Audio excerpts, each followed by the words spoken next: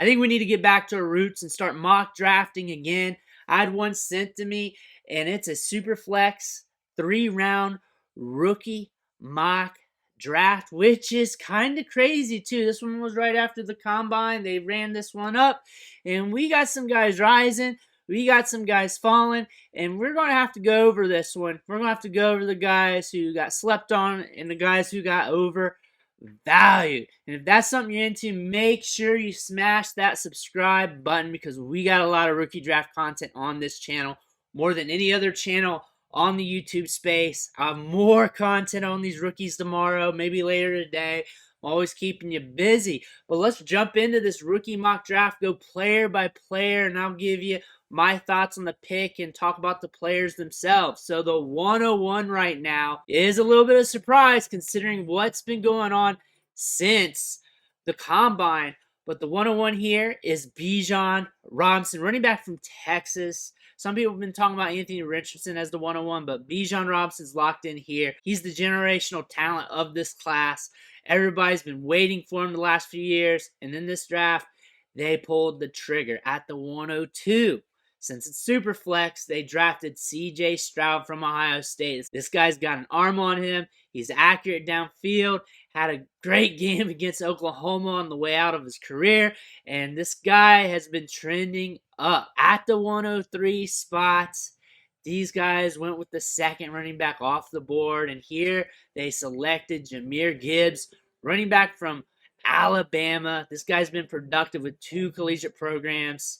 He has blown up the combine, 4.36 40-yard dash, and is trending up. With the next pick at the 104 spot, they selected their wide receiver 1, which is Jaxon Smith-Njigba from Ohio State. And he's locked in as the wide receiver 1 for most people. Very nuanced route runner, can play in the slot, a little bit on the outside.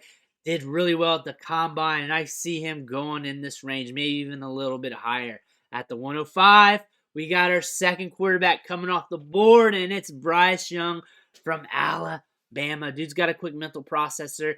He can really sling it. He's a little bit small in stature. That's been the knock on him, but he's up there in super flex value. This is actually a discount for him. And then at the 106, we got the QB3 coming off the board, and it's Anthony Richardson from Florida.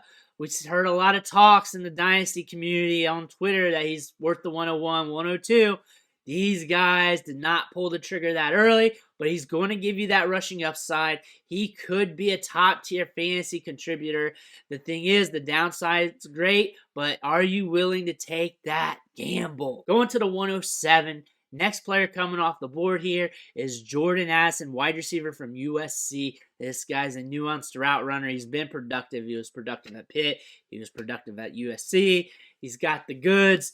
Did not do great at the combine. Came in smaller than listed. Also, did not blaze the track. Ran a tad slower than what we were expecting. We weren't expecting him to blaze the track, but the numbers and the size do not kind of go well with each other. At the 108, we got the next quarterback coming off the board. I think you could guess it. It's Will Levis from Kentucky.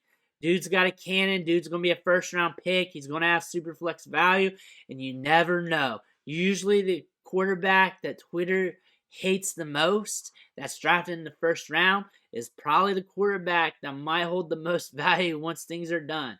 Go against Twitter if you have to. At 109, we got our third wide receiver off the board here. Probably going to guess it. Quentin Johnston from TCU, big body wide receiver who can get downfield. He's explosive.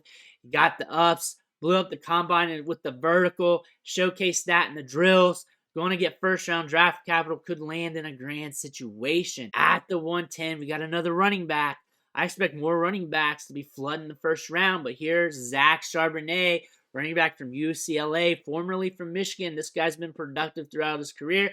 Productive with 2 collegiate programs, UCLA and Michigan, can catch the ball in the backfield, has just enough speed. He runs in the 4.5s, shows it on tape, good lateral ability, and has the power at the point of contact. At the 111, we got a surprise pick here, considering what we saw at the combine. And maybe they didn't watch the combine, but it's Kayshon Boutte from LSU. If you don't think the combine matters, and I understand this pick, he may turn things around at his pro day, but he did have a 29-inch vertical, was one of the players that dropped their stock the most over that weekend. However, that body of work during his freshman season and the start of his sophomore year before the injury was impeccable. Would have been the wide receiver 1 in this class, wide receiver 2. This is a shot for upside here, so this might work out if he returns to his old form. Last pick of the first round, another wide receiver coming off the board here at the 112, and they drafted Zay Flowers, wide receiver from Boston College. Did well at the combine, has the speed to get downfield, nuanced as well. Looks like he's going to be solid going forward, and the production metrics is also looking good. Let's recap the first round. So round 1 here at the 101, we have Bijan Robinson, 102 CJ Stroud, 103 Jahmyr Gibbs, 104 Jaxon Smith-Njigba, 105 Bryce Young, 106 Anthony Richardson, 107 Jordan Addison, 108 Will Levis, 109 Quentin Johnston, 110 Zach Charbonnet, 111 Kayshon Boutte, and 112 Zay Flowers. And now let's take a look at the second round, see what they did here. So at the 201, they drafted Josh Downs, wide receiver from North Carolina. And he is a smaller slot receiver, but he's very nuanced. Good route running here. Good ball skills as well, considering his size.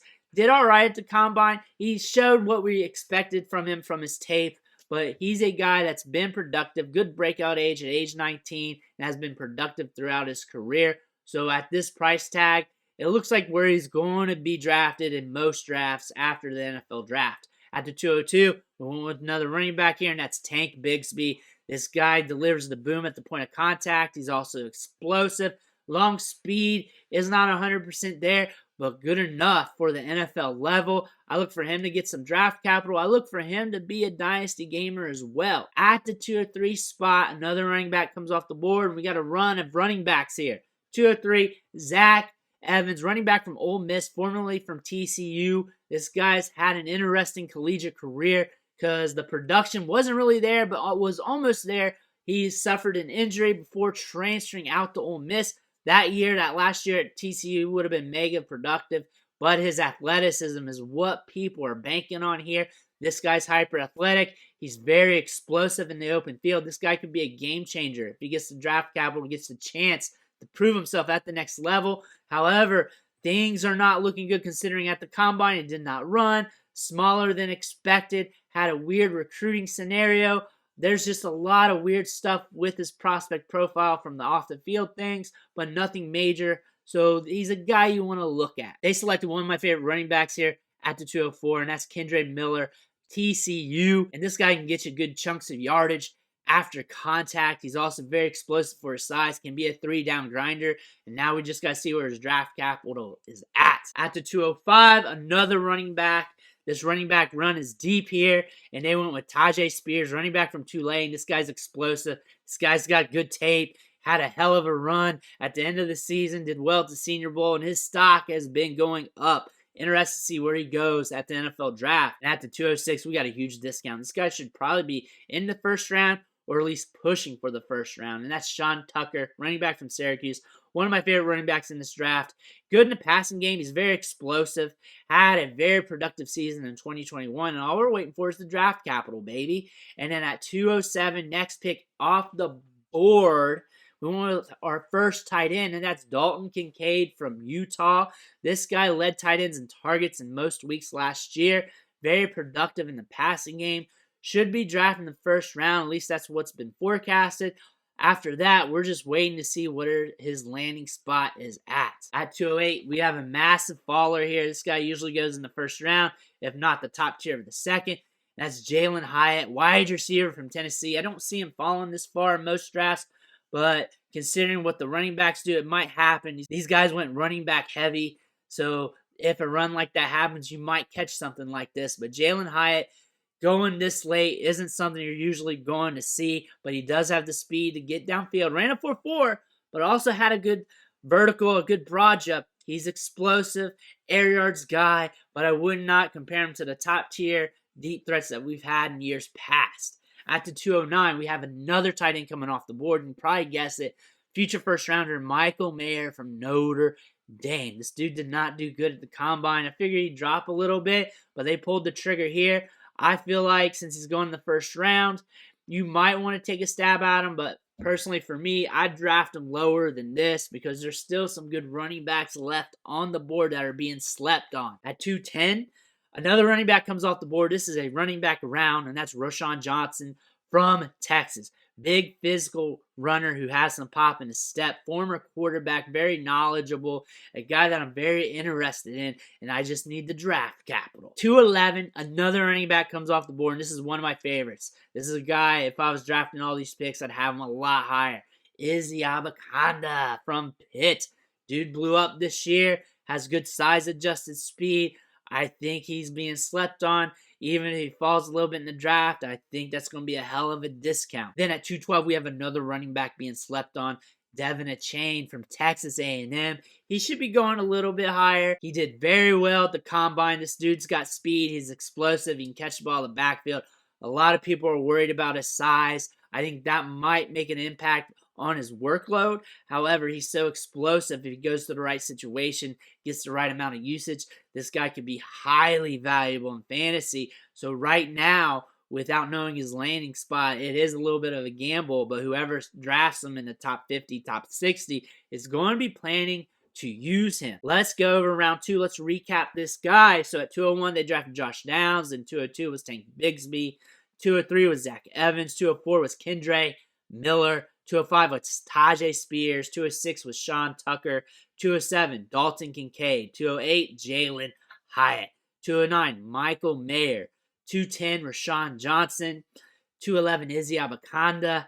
212, Devon Achane. And with that being said, let's roll into the third round and wrap this baby up. So at the 301, they pulled the superflex tag and drafted Hendon Hooker from Tennessee. This guy should get second to third round draft capital. He's very dependable, has a lot of snaps to his name, has a lot of workload there, can be a good developmental prospect, especially at the price point.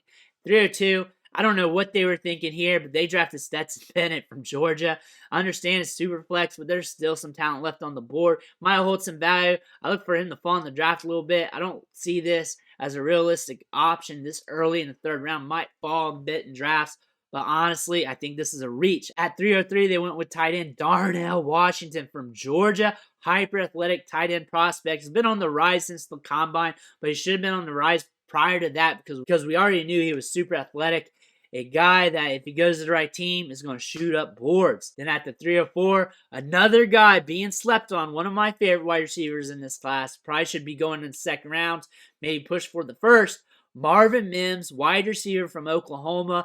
This guy is a deep threat. He can get downfield, ran a 4.38. Will get air yards. He's also nuanced, has good ball skills. He is a little bit smaller in the 183-pound range, but he's very dynamic and he can play on the inside and outside, which will give him more value to his NFL team. Going to another tight end who might get drafted in the first round, which it looks like he could, is Luke Musgrave at the 305 spot from Oregon State. Guy's been rising all offseason, had a good Senior Bowl, good route runner, good passing game, a tight end that could give you a good return on the investment in the third round. Now we're going over to the 306 spot. We're drafting another wide receiver, and that's Rashee Rice from SMU. The tape guys love this guy. This guy was productive this year, rises up, makes catches, did well at the combine. G5 player who is older, so that's something you want to watch out for. Moving on to the 307, another one of my favorite running backs that I like to draft in this range, maybe a little earlier. I'll probably draft him early third round. I'm not going to sleep on him. Chase Brown from Illinois. This guy did well at the combine. He did well at the Senior Bowl. Did well against Michigan. Did well all season long because he was one of the most productive running backs in the country. Good size-speed ratio. Looks well in the interviews. I really love this guy. At the 308, another running back comes off the board, and that's Dwayne Brown from UAB. This guy was also very productive. Also has good size. Can thump it between the tackles. Only has 5 catches on his 3-year career, though. Something you want to look out for, but at this price tag, it doesn't matter. We have another wide receiver, might be being slept on a little bit at 309, Cedric Tillman from Tennessee. Had a very productive 2021 season. Then got hurt in 2022. That allowed Jalin Hyatt to break out. If it wasn't for that, we might not be drafting Jalin Hyatt in the second or first round of rookie drafts. Cedric Tillman, bigger wide receiver who has ball skills, had a good rapport with Hendon Hooker, a guy that might surprise us either in the draft or during his career. Then at 310, we're going with a small school tight end prospect. That's Tucker Kraft. Dude can be lined up in the slot and in line. Good pass catcher. Was productive. And it's going to be interesting to see where he goes in the draft. And now we're taking a swing for the fence here at 311. One of my favorite upside guys due to his recruiting prowess, and that's Raheem Jarrett from Maryland. Former 5-star recruit. Hyper athletic. Even though he didn't show at the combine, it's been in his testing throughout his collegiate career. And he does have some goods to his game. Does have some decent market share stats throughout his career, but it just hasn't came together. But at 311, you're taking that stab, you're taking that gamble. At 312, to finish up this draft, we have another running back. It's Deuce Vaughn from Kansas State. This is where you're going to see him drafted a lot here or in the 4th round. Smaller running back, 5'5", but he's electric and very productive. Let's recap this round real quick before we send this one home. So at the 301, they drafted Hendon Hooker. 302, Stetson Bennett. 303, Darnell Washington. 304, Marvin, my favorite, Mims. 305, Luke Musgrave. 306, Rashee Rice. 307, Chase Brown. 308, Dwayne McBride. 309, Cedric Tillman. 310, Tucker Kraft. 311, Raheem Jarrett. And 312, Deuce Vaughn. And that's it for this 3-round rookie mock draft. Drop your comments below. I want to see who you thought got underrated, who got slept on, who got overdrafted. I want to hear about that. I know you got opinions. I know you do.